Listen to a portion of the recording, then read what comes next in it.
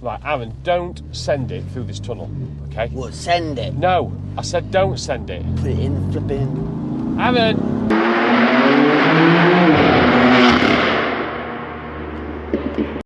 In 1986, BMW M Division took a bog standard 3 Series and turned it into something that we know now as the M3. The E30, the first generation of the M3. Well, fast forward 30 years, and in 2014, the 5th generation came out, codenamed the F80. And today we've got this modified F80 M3. Aaron, the owner, who's been on the channel before, has progressed through from his M140 into this F80 M3. And today we're going to take a look around the car and then take it on some of our favourite roads. Welcome to this week's Fast and Fun. So Aaron, welcome back to the channel. Thanks for having me. Your M140, quite heavily modified Stage 2 Plus. Yeah. You did all sorts to that car. We've got loads of videos on that from during 2024. Yeah. Natural progression seems to be go from the 1 Series M Lite into a full fat M car. Yeah. But why yeah, the M3 over an M2, M4? So basically, I need a bigger car because I've got a family. So naturally, I went for the saloon, more doors, a bit more spacious. Because this was also a bit of a step change for BMW as well, because the original E30 was a 4-cylinder, they'd moved to 6 cylinders, they'd moved for the E90, E92, they'd gone to the 8-cylinder V8, all normally aspirated, and then this 5th generation that came back to an inline 6, but twin-scroll turbocharger, so forced induction.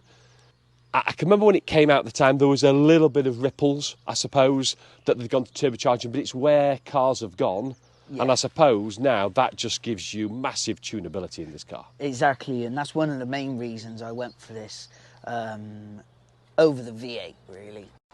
So the F80s were built between 2014 to 2018, only for sort of 5 years, this 5th generation, inline 6-cylinder, twin-scroll turbocharger, producing in standard form about 425 brake horsepower and just over 400 pounds-feet of torque.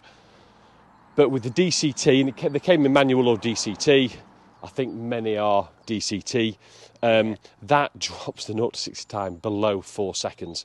So incredible performance, even in standard spec. And they came in various colours, of which many were based on F1 circuits. So they had Silverstone, I think Silverstone Metallic, or Austin Yellow, and this one here, Yas Marina, which is the Abu Dhabi Grand Prix Blue, which is stunning, and I think it just shows off this carbon, the carbon roof absolutely brilliantly. So what I want to do is, this is not standard. No. Aaron is going to take us through, we'll walk around the car and we'll pick out some features with this F80 and importantly what has happened to this car, what mods have been done to the car before we take it out on some roads. So shall we start at the front and work our way around? Yep. So hats off to BMW, because they're not like, I was speaking to, when I reviewed the Cayman 718 Cayman GTS last year, the owner of that, Jace, he talked around how Porsche build cars from ground up to be sports cars. BMW, because they are a very different manufacturer, a mass market manufacturer, with all their different series from 1 Series through to 8 Series, can't do that. And so they have to take a 3 Series and turn it into a performance car. And do you know what? On looks alone, they've absolutely nailed it for me. I think the colour really helps. But if you just look down the side profile there, the blistered arches, that wide track, especially that rear arch, is absolutely outstanding. So, front part of the car, very subtle M3 badge. Down here, some carbon intake here. Carbon carnods, they're called. Okay. They're a factory upgrade into carbon. I'm sure at one point it would have had a carbon splitter on, but it seems to have been replaced with just a poly one. And you look how low that is. I mean, that's what, 3 inches probably? Yes, yeah. 5 or 6 centimetres, really. And then the grills at the front here, these would have originally been black and chrome, but they've been replaced for all black, and I think it gives it that more aggressive look at the front end. Well, and you know the aggression? Subtle things for me is here on the headlights, where the sort of the front part of the bonnet comes over the headlights, and it almost gives the headlights it's like a frown look, a sharp look, I suppose.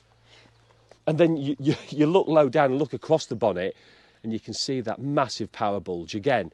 It's like flexing its muscles. The styling, they've absolutely nailed it. Absolutely.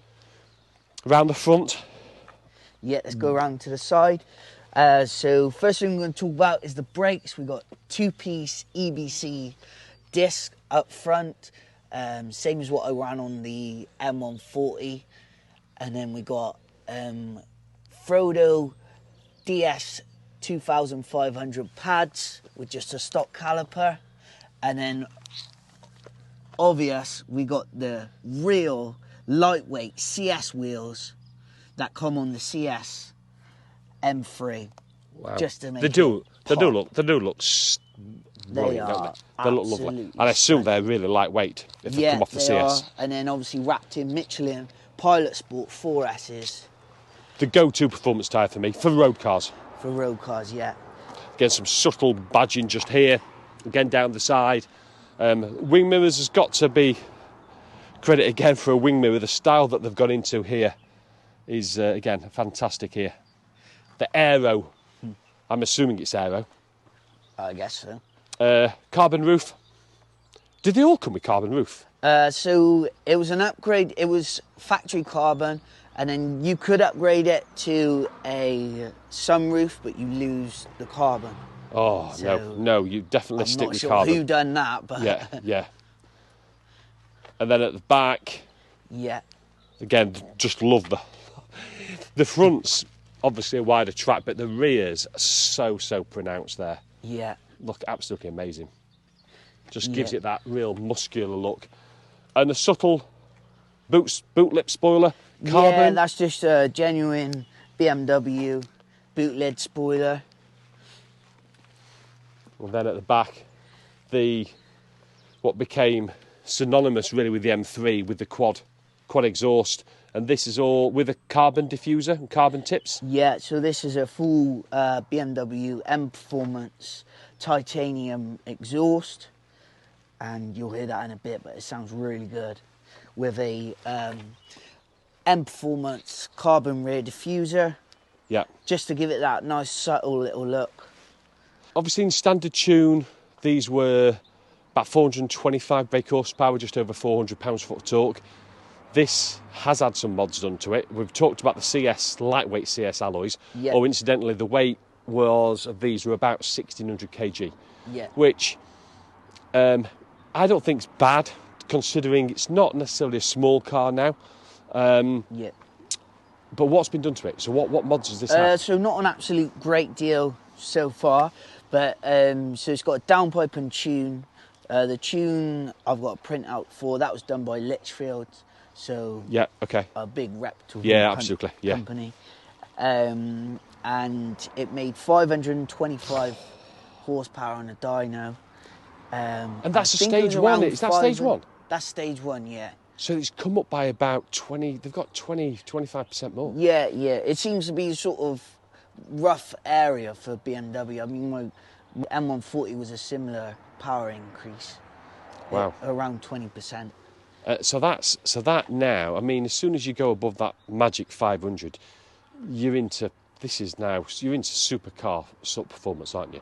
And I mean, standard it was this under era, 460s. yes, I guess so. Yes. Yeah. I mean, it's a 10-year-old car. Yeah, exactly. Yeah.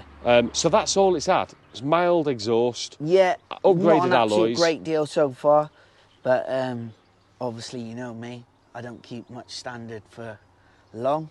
And I suppose that's the advantage, where if you'd have gone E90, E92 with the normally aspirated V8, Yeah. that you're always far more limited. You're capped, really. You unless are. Unless you've got unlimited money.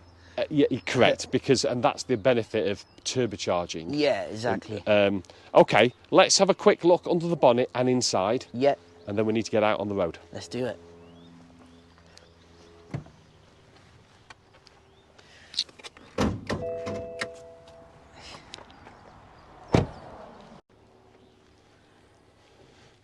So there's the Monster. So inline 6, 3 litre. First thing is this. So is this a carbon strut brace, is it? Yeah, so this, they don't really do a lot. There is a strut brace which runs at the back, which adds far more stability to the car. Right. It runs right over the back. Yeah. This was just purely done for looks. This come on all of the M3s, M4s, Got you. and maybe M2 comps, I think. The Okay. OGs didn't get it. Yeah, because this is the same engine as in the M2 comp, the S55? Yeah, so this is the S55. Let's jump in it and take it out for a spin. Let's do it.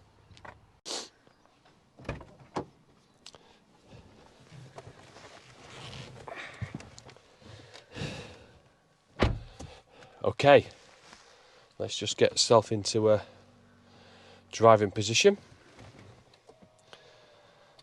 And first thing, you see, it's not modern looking, is it, inside? No, absolutely not. It is very much almost traditional BMW, as it were, with regard to, there's lots of buttons, there's the one small, is that the ProNav display, which is slightly longer and wider, but there's not a lot of modern tech on it. No.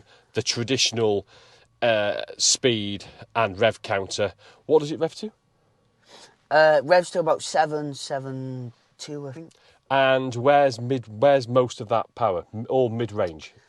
Anything from 3.5 up. I mean, the twin turbo, it brings it in super early. Does and it? it revs all the way through. Yeah, okay. There's no let up.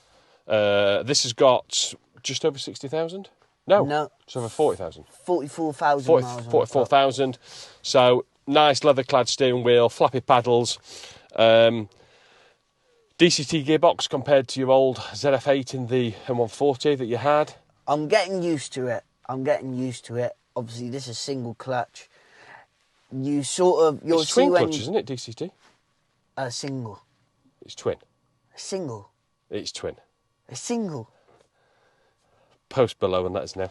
I'm sure it's a twin clutch. It's definitely single. You'll Is it feel really? It. Yeah. Is it? Yeah. So you have No, to it treat can't it be. like It a can't be. manual. The old SMG BMW was single clutch. The DCT, Honestly, I'm sure, is twin I'm clutch. telling you now, it's single clutch. Okay. Let's flip We'll in. let Aaron sort that out.